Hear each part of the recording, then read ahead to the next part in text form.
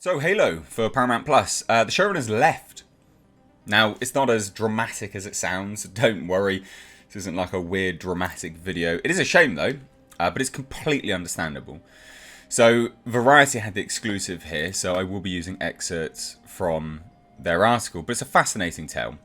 It's a really fascinating tale. The whole series has been fascinating. It's one of those series that you just think to yourself, where have you been? Like, what have you been doing? Why haven't you made this yet? And then they start getting some sort of leaps and bounds on getting there, and then boom, one showrunner leaves. Boom, another showrunner goes. It's like a good, like, come on. Such a shame. It's such a shame. This could be absolutely fantastic, but there are some sort of telltale signs of this maybe not being particularly good either.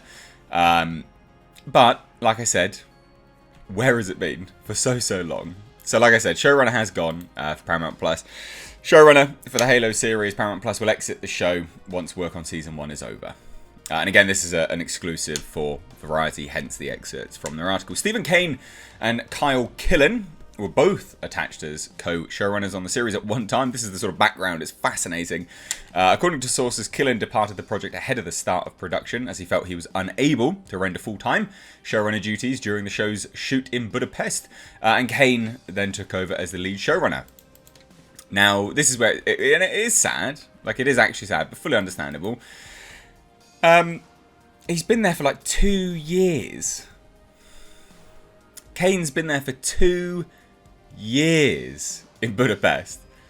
I mean, he's probably got a family at home. So, they're still ongoing. This work is still ongoing, right? It's still happening. Season 1 is still happening. They're still cracking on with it. And Kane has said, I'm going to stay on board until post-production's done. Until the whole season is wrapped, right? And that's admirable.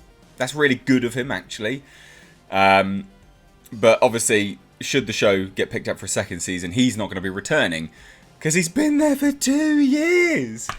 Away from home. And he's like, nah, I want to go home. For personal reasons. But I mean, look, 2 years away from your home. If he's got family and friends and things like that. You know, he's been there, I assume... I assume he wasn't able to travel due to COVID as well. Travel restrictions and things like that. And if that is the case, maybe he would have known someone that maybe passed away. Who knows? Like, it's all speculation. But just 2 years, I would imagine someone would have enough of it at a certain point in time. But it's a shame, as well as it being absolutely fascinating that so many people have jumped on board and then exited this whole debacle of a show. And I say that mainly just because this show should have happened a long time ago, and then they never managed it. Why? It could have been absolutely fantastic. Years ago, I think if this dropped years ago, people would just eat it up. They'd love it. They'd absolutely love it. Now, obviously, Variety, astute as they are, a second season pickup seems likely. Yeah, no shit. But also, they do note the high level of investment on Viacom CBS's part. They would have put a lot of money in this, a lot of money. And the likelihood is that they would want to continue that. Just because, hey, the sets are built, the costumes are built. Costumes so expensive. Some costumes for like superhero shows are like 10 grand. Just to put that into perspective, like 10 grand. And they have multiple of those costumes. It's insane, the costs involved in these things. So once they're made, they're made. They might as well keep going with it if the figures are favourable. And that's why shows like Jupiter's Legacy, for instance, right? Like, seem popular. Although critically it's kind of middling, but the viewing figures seem popular. And then you got Josh Duhamel coming out and saying, well, it's a shame. I don't see why they don't make a movie instead to wrap it all up, because these things are really expensive. They've got the suits, goddamn. And when you understand the backstory of how much these things cost, that's when you go, yeah, like, you're almost cutting your nose off to spite your face at this point. Now, Killen was first announced as being attached to the show when it was originally ordered at Showtime in June of 2018. 2018. Let that sink in. 2018. Oh my god. That's just when it was announced. That's just when this was announced. This should have been years ago. What have they been doing? Now, Kane then came on board to co-develop and co-showrun in March of 2019. And that's when you just go, right, okay, well, at least he's staying on. You know, at least they're there. A live action adaptation of Halo has been in the works for years. Yep, no shit. based on the Juggernaut video game franchise of the same name. But will it? And here's sort of my question to you, outside of this whole news anyway, is do you think this is going to be as well received as they hoped now? Because it is so late, you know? And a lot of people think that, is it 343? They've destroyed the lore behind it.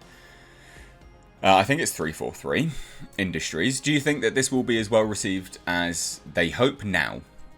I'd love to hear your thoughts, especially Halo fans that are watching this. Let me know what you think. Now, anyway, interesting to note, they say that the series will follow an epic 26th century conflict between humanity and an alien threat known as Covenant. I didn't know they were specifically honing in on that. I've done quite a few videos on this in the past, and maybe I had said that in the past, and, you know, we've done a report on it. I'm not 100% certain, but it is interesting that they're still going, like, you know, for the same kind of thing. I would have thought that they'd go away from that just because of modern day and how they handle stuff. Production had originally began on the 9-episode first season, only 9 episodes, and they started that in late 2019 before it was forced to shut down due to COVID-19 pandemic. And it was announced that the show would move from Showtime to Paramount Plus in February of 2021. 2 years he's been there. 2 years. He will probably end up being there now for like 2.5, maybe even 3 years before he comes back, because post-production on a show like this should be quite intensive because of the effects. So he might end up being away for like 3 years, which is insane. Now, Pablo Schreiber will star as Master Chief, Petty Officer John 117, the iconic main character in the games, and a super soldier created as part of the Spartan 2 program. Natasha McElhone will play Dr. Catherine Halsey. The creator of the Spartan Soldiers, Jen Taylor, will reprise her role from the games as Cortana, which I think that's quite cool. And the most that's obviously the most advanced AI in human history. And then we've got a whole bunch of other people, which they are, you know, running along with. That's fine. So it's not like a major blow to the series. I think they're doing a fantastic job by staying on board. It's completely understandable. And at least they're staying on board for the whole thing. The thing about that is that they would have shot the whole thing, showrun the whole thing, set an aesthetic up, which someone just needs to be hired in to continue. Because undoubtedly this is going to be greenlit for a second season. Of course it is. Why wouldn't it be? Unless it absolutely bombs, which again is why I'm asking you guys, do you think this will be well received? But let me know what you think down below. Cheers. Take care.